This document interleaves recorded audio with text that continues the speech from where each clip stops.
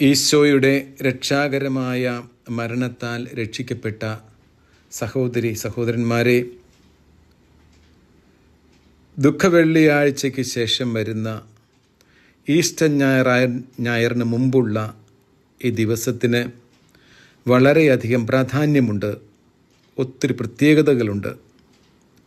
വലിയ ശനി, ദുഃഖശനി എന്നിങ്ങനെ പ്രധാനമായും 2 പേരുകളിലാണ് ഈ ദിവസം അറിയപ്പെടുന്നത്. ആദിമ കാലം മുതൽ തന്നെ ഈ ദിവസം നിരന്തരമായ പ്രാർത്ഥനയിൽ ക്രിസ്ത്യാനികൾ ചിലവഴിച്ചിരുന്നു. 7 നേരവും മുടക്കമില്ലാതെ ഈ ശനിയാഴ്ച അവർ പ്രാർത്ഥിച്ചിരുന്നു.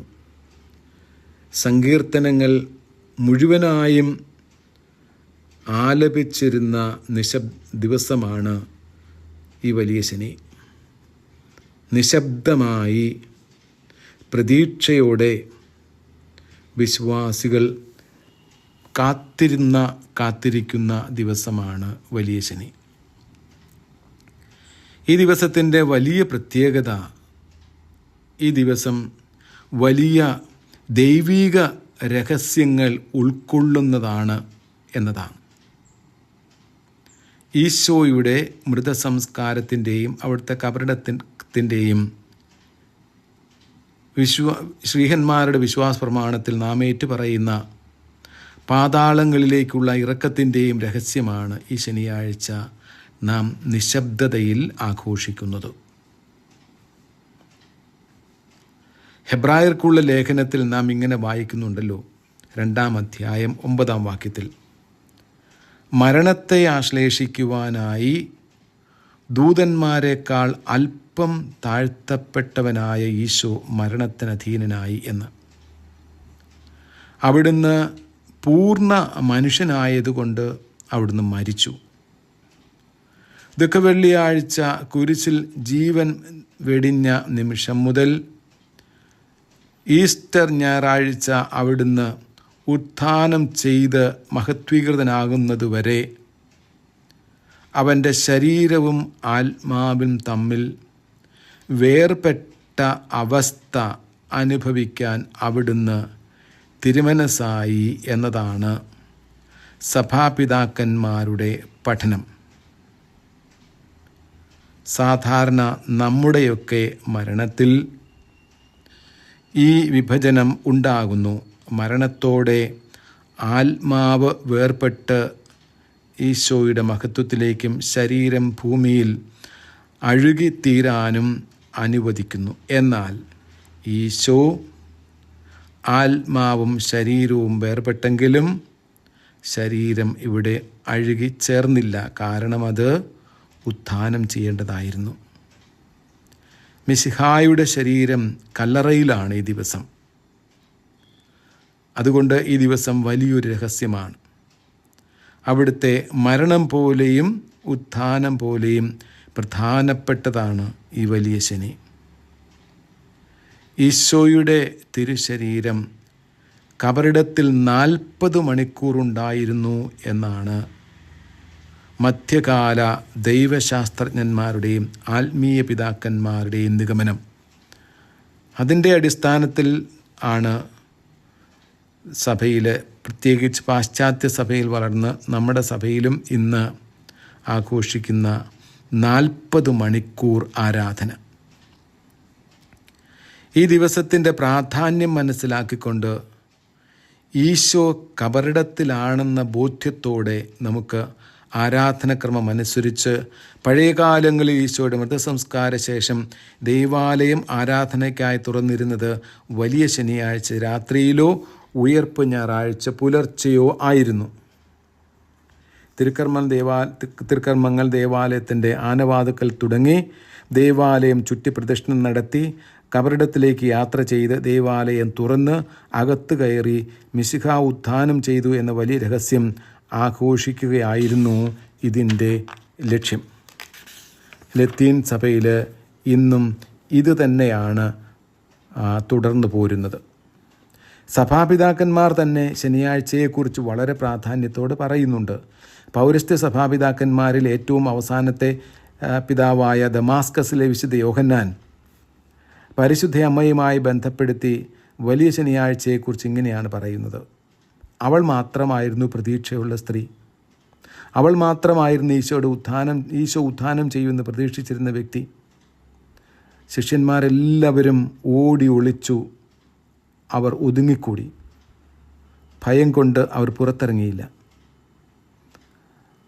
മറിയം മകൻ്റെ ഉയർപ്പിനെ പാർത്തിരുന്ന ദിവസമാണിത്. അവൾ ഉറങ്ങിയില്ല, അവൾ ഒളിച്ചോടിയില്ല.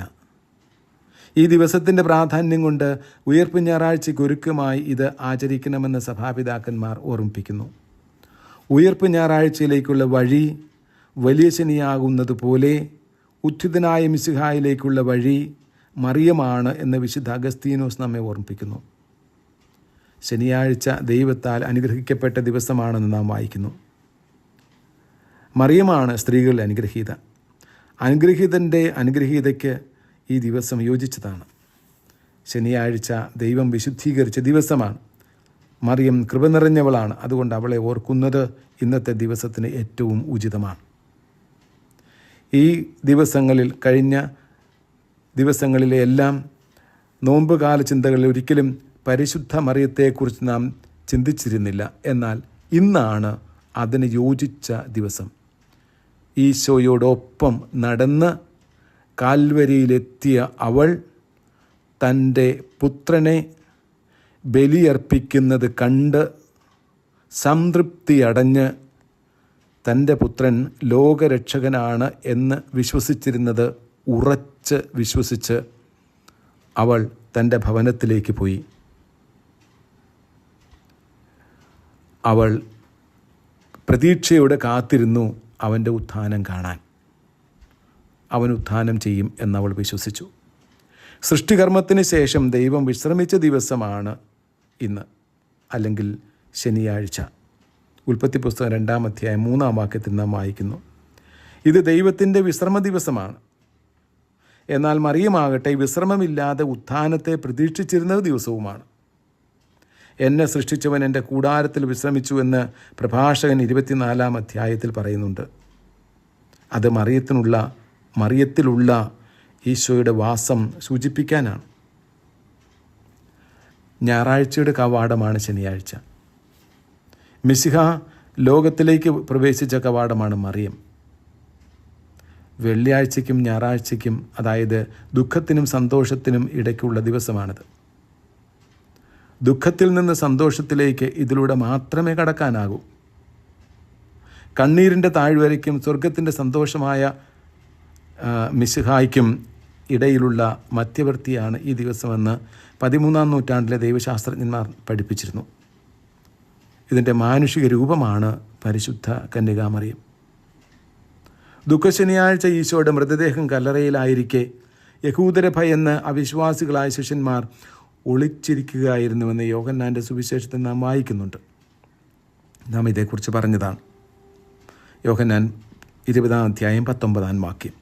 തത്സമയം സഭയുടെ വിശ്വാസം മറിയത്തിൽ സ്പഷ്ടമായിരുന്നുവെന്ന് നാം വിശ്വസിക്കുന്നു.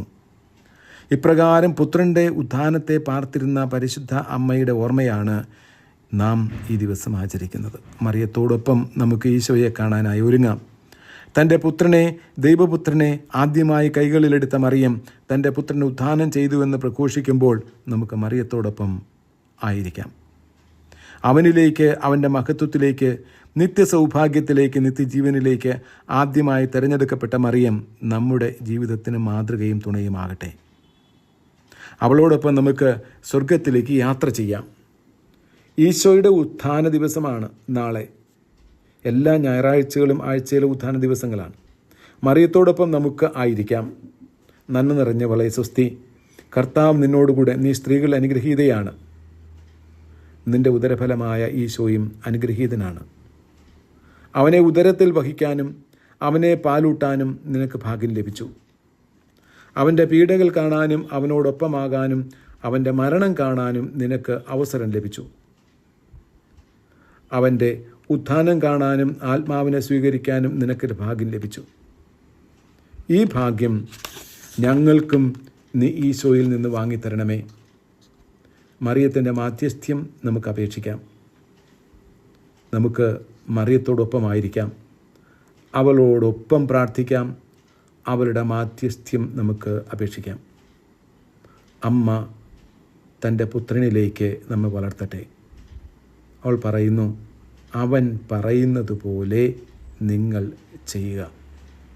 ഈശോ മിശിഹായുടെ വാക്കുകൾ കേൾക്കാനും അവൻ്റെ പ്രവർത്തനങ്ങൾ മനസ്സിലാക്കാനും മറിയം നമ്മെ ക്ഷണിക്കുന്നു. അവളോടൊപ്പമായിരുന്നു കൊണ്ട് നമുക്ക് ദൈവത്തെ സ്തുതിക്കുകയും ഉത്ഥാനത്തിൻ്റെ മഹത്വത്തിലേക്ക് അവളോടൊപ്പം കടന്നു വരികയും ചെയ്യാം.